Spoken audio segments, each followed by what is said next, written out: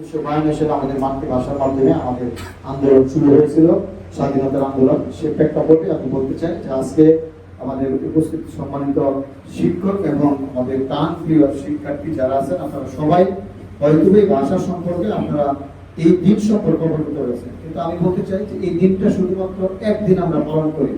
আমাদের ম্যাম একটা গুরুত্বপূর্ণ কথা বলছে, আমরা চীনে যান এবং জাপানে যান, তারা নিজস্ব ভাষার বাইরে গিয়ে কোনোদিনও কথা বলাটাকে অন্য কথাকে অন্য ভাষাকে তারা প্রায়োরিটি দিয়ে থাকে না, তারা তাদের ভাষাকে প্রায়োরিটি। কিন্তু আপনি জেনে খুশি হবেন যে আমাদের এই বাংলা ভাষা, এই মাতৃভাষা আজকে আমাদের শুধু বাংলাদেশে সীমাবদ্ধ নয়, 1999 সালে এটা ইউনেস্কোতে আন্তর্জাতিক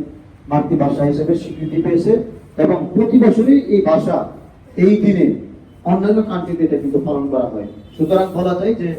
আমাদের মাতৃভাষায় যে পরিশ্রম, যে সংগ্রাম, যে আত্মত্যাগ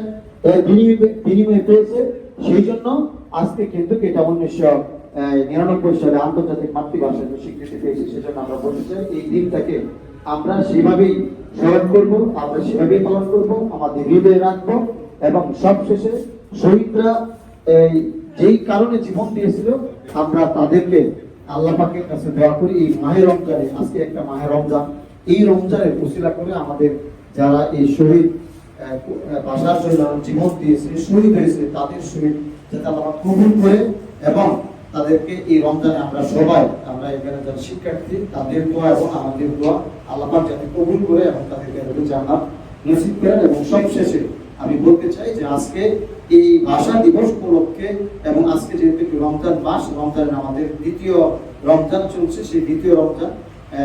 একই সাথে আমরা দুটি বিষয়গুলো শেষ করতে চাচ্ছি যে রমজান হলো আত্মত্যাগের মাস, রহমত এবং বরকত এবং নাজাতের মাস। এই মাসটাই একমাত্র মুসলিম জাতির জন্য নয়, সকল জাতির জন্য আমরা এই মাসটাকে একটা ট্রেনিং এর মাস হিসেবে আমরা পেয়ে থাকি। এই মাসের মাধ্যমে মুসলিমরা, বিশেষ করে মুমিনরা, মুত্তাকিরা, পরহেজগাররা আগামী তার জীবনটাকে গঠন করার জন্য তামিম চমৎকার কথা বলছে যে আমরা এমন ভাবে আমাদের কেরিয়ার বা মূল টার্গেট হওয়া দরকার যে এই কালের পরেও যদি পরকাল যেটা রয়েছে সেই কালে আমরা অত্যন্ত চমৎকার একটা জীবন করি, যাতে অন্তকাল যে পরকাল থাকবে সেই অন্তকাল পরকালে আমরা নাজাত পেতে পারি আল্লাহ সন্তুষ্টি অর্জনের মাধ্যমে। এটা একমাত্র উপায় হলো আমাদের যে জাতির শেষ নবী হযরত মুহাম্মদ সাল্লাল্লাহু আলাইহি ওয়াসাল্লাম, আমরা যখন আসছি পৃথিবীতে তখন কিন্তু আমাদের বয়সে অনেক কম, হায়াত অনেক কম, কিন্তু এই মাসে এই রাত একটা রাত রয়েছে যেই রাতে এটা ব্যাখ্যা হলে তারপর সঙ্গীত এই রাতে একটি রাত রয়েছে যে রাতে লাইলাতুল কদর, এবং বিশেষ করে এই রাতে গুরুত্ব হলো একটি মাত্র কারণ এই রাতে, এই দিনে, এই মাসে রমজান মাস মানে কুরআন নাজিলের মাস। মূলত কুরআন নাজিলের মাস থাকার কারণে কিন্তু আমরা এখানে এই মাসের এত গুরুত্ব হয়েছে। আর কোরআন কেন নাজিল করেছে?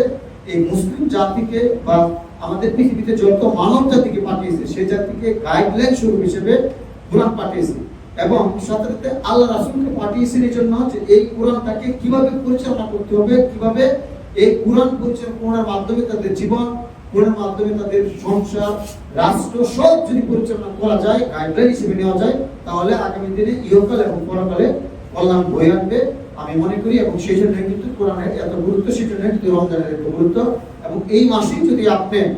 সুযোগ আছে যে আপনি তাহাজ্জুদ নামাজ পড়া, রমজান মাসে আপনি ইফতারের সামনে নিয়ে আপনি মহান আল্লাহর কাছে আপনার যে ধরনের সমস্যা রয়েছে, যে ধরনের অভাব রয়েছে, ত্রুটি রয়েছে, আপনি যদি আল্লাহর কাছে চান, আল্লাহ পাক আমাদেরকে সেখান থেকে মুক্তি দিতে পারে এবং আমাদেরকে নাজাত দিতে পারে এবং আমাদের আশা পূরণ করতে পারে। তাই আজকে আমি এই আরেকটি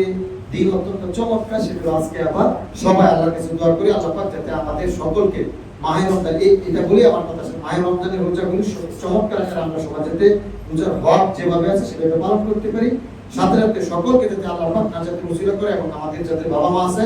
তাদেরকে হায়াতুত তাইয়্যিবা দান করে, যারা অসুস্থ আছে তাদেরকে যাতে আল্লাহ পাক শিফা দান করে এবং আমাদের ছাত্রদেরকে যাতে আগামী দিনে একজন ভালো ছাত্র হিসেবে, আমাদের শিক্ষকদেরকে যাতে ভালো শিক্ষক হিসেবে, প্রত্যেককেই যাতে আল্লাহ পাক ভবিষ্যতে ভালো মানুষ হিসেবে গ্রহণ করে এবং আমরা এবং দেশ ও জাতি বাংলাদেশে একটা সুন্দর বাংলাদেশ আমরা যাতে পাই, সেইভাবে নতুন সরকার আসছে আমরা তাদের জন্য দোয়া করবো যাতে চমৎকার আগে রাষ্ট্র পরিচালনার সুযোগ থাকে। সকলকে এই আশা ব্যক্ত করে আমি সকলের সুস্থতা কামনা করে রমজানের আবার রমজান মুবারক জানিয়ে আমি কথা শেষ করছি। আসসালামু আলাইকুম ওয়া রাহমাতুল্লাহি ওয়া বারাকাতুহু।